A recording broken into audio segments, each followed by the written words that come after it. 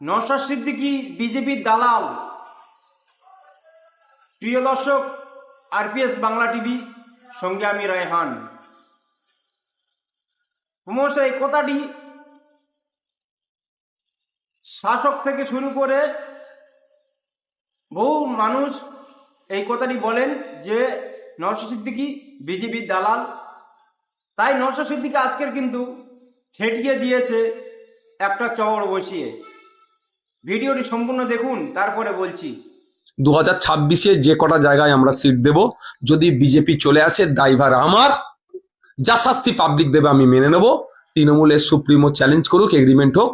যেখানে যেখানে তৃণমূল প্রার্থী দেবে, আমি তো সব 294টা দেবো না আমি প্রার্থী, তো বাকি জায়গাতে যেখানে যেখানে তৃণমূল প্রার্থী দেবে, যদি বিজেপি চলে আসে দায়ভার তৃণমূল নেবে, এগ্রিমেন্ট হোক। কত দম আছে দেখি। দর্শক, কি বলবেন এখন আপনারা? যে নওশাদ সিদ্দিকীকে বিজেপি দালাল বলতেন, সেই নওশাদ সিদ্দিকী বলছেন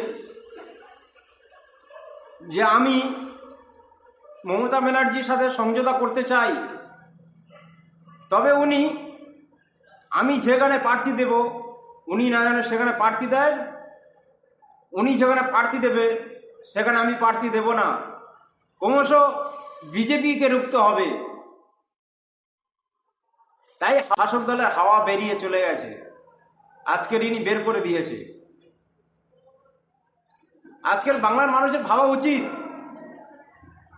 যে নওশাদ সিদ্দিকী যারা বিজেপি দালাল বলে দেখিয়ে দিচ্ছিলেন, তাদের গালে কিন্তু একটা চড় বসিয়ে দিয়েছেন। কারণ নওশাদ সিদ্দিকী তো বলছেন যে আপনারা আসুন সমঝোতায়, বিজেপিকে রুখতে হবে। তাহলে আসুন সমঝোতা করুন, তাহলে ভাববো যে আপনি বিজেপি দালাল নন। ক্রমশ এই কথাটি শাসক দলেরা বহুত রটানোর চেষ্টা করেছিল, যে ইনি বিজেপির দালাল বলে দেখিয়ে দেওয়ার চেষ্টা করেছিল। সেটা কিন্তু আজকের নওশাদ সিদ্দিকী মুহূর্তর জবাব দিয়েছে। প্রিয় দর্শক, কি বলবেন আপনারা অবশ্যই কমেন্ট বক্সে জানাবেন। ততক্ষণের জন্য আপনারা ভালো থাকবেন, সুস্থ থাকবেন। ধন্যবাদ।